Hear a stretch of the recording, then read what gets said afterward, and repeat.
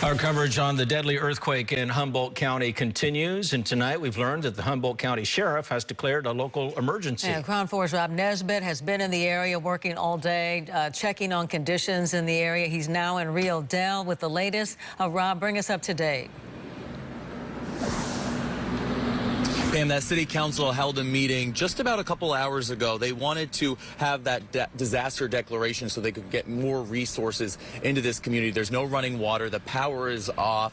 They have bottled water available at the fire department for folks because if there is water running from your tap, you're not supposed to drink it. And in terms of those power outages, PG&E has been able to restore power in a lot of surrounding towns in Humboldt County. But in terms of Rio Dell, it's still in the dark. Behind me, this is kind of Command Central. It's the police department. It's City Hall. So they have a generator running. That's why you see some Christmas lights on behind me. PG&E will not be turning power back on until at least tomorrow because there are natural gas lines in town. They're worried about what could happen if they did turn them on. They want to make sure those gas lines are okay. Now, in terms of the damages, I was able to drive around, and outside of homes you can't really tell the extent of damage. It's when you get inside homes that you can really see. A woman walked me through, and there was different glass that was broken. There was pictures that were down. Luckily, no injuries. Here in this town, though, there were 12 injuries reported, and I want to bring in the chief now. This is the police chief, Greg Allen. How long have you been with this department, sir? I've been with this department since August. Since August. In terms of living in this community, you can take a step towards me a little closer.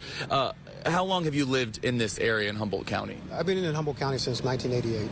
I ask because obviously when it comes to earthquakes, how does this one compare? You were here this morning around 2:30 a.m. What did you feel? What I felt was like a roll at first, and then a solid hit, and then another roll. And it seemed like it went on forever. But, you know, it hit different than the other earthquakes I've been through.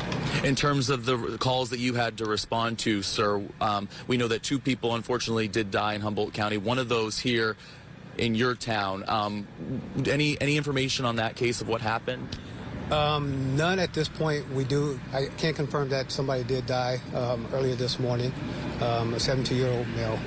And so our condolences go out to his family. How old, sir? 72.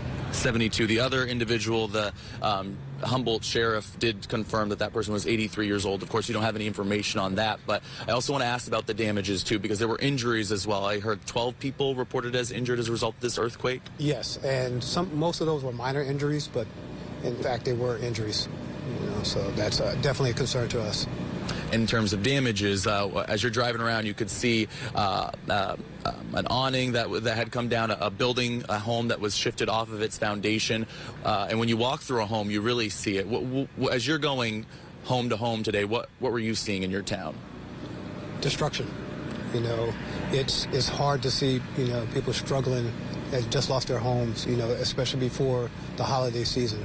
You know, now we have to try to figure out where they're going to stay, what they're going to tell their kids, you know, why they can't get these presents, why they can't go back in their houses. And, you know, it's devastating, you know, to a small community like this. So it's pretty hard. We're getting into the night. It's getting colder. A lot of people, I was just talking to you how you hear generators running, but some people don't have generators. So what should people in the community know in terms of into the night, what they need to do, and if there's any help available if they need it? Right. There's always help. You know, be aware that there may be possible aftershocks. It's getting cold. It's pretty dark out. Red Cross just delivered some blankets to us, so if you are in need of blankets, contact the Rio Dell Police Department and we can provide those to them. We did run out of bottled water, but we are expecting more tomorrow. So you've run out of bottled water? Because I know people could go to the fire department to get it. That was the information we were told earlier, but it sounds like that's not. Yes, they just ran out. But any idea on timing for tomorrow when they'll be able to get it? I don't know that. Yeah. Thank you, Chief Greg Allen. I appreciate your time. I know it's been a long day for you, so I'll let you get back to work. Thank you. Thank you, sir. Appreciate it.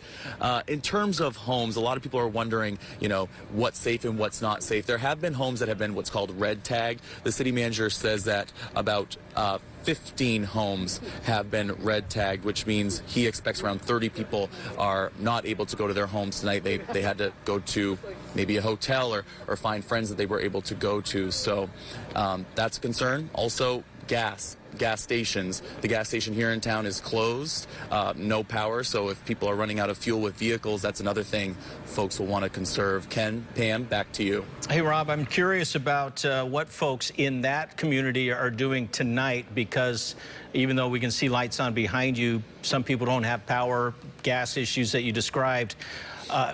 Just up the road is Eureka, and a little bit past that is Arcata, where Humboldt State University is. So they have, at least they have gymnasiums, they have big places where people could gather, get hot meals, that kind of thing. Are people going to try to hunker down and stay with friends and family if they can't stay in their own home? Or are some people migrating, and are other evacuation facilities in place that are nearby that they can get to?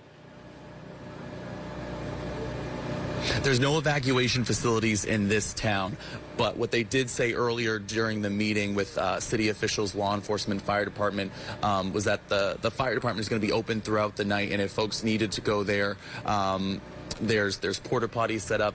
They have some food, they have some refreshments, things like that. If people need it, charging stations for phones, emergencies. It was also pretty emotional, I'll tell you, Ken. I was at the Dollar General just across the street from here earlier. They're now closed, but they were giving out flashlights, batteries to people, and in a 5-minute time, 5 to 10 different folks walked up in tears saying they need anything that they can get. So folks are scared going into the night, that's for sure, as the power's still off and unsure when it's going to be turned back on. We'll check back with you, Rob. Thank you for that report tonight from the area of the earthquake.